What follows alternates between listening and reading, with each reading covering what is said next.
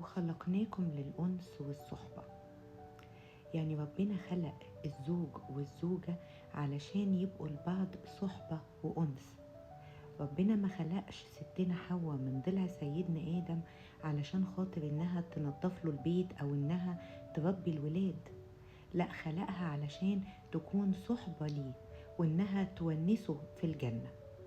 يعني معنى الكلام ده يا جماعة إن الزواج مش حكم مؤبد، مش حكم على لازم نقضي مع بعض العمر كله بالعافية، لأ، لازم نكون مبسوطين ومرتاحين مع بعض.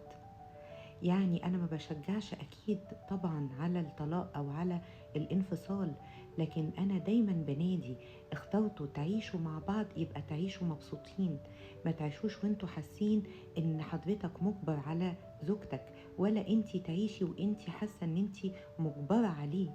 ربنا ما طلبش مننا ده يا جماعة.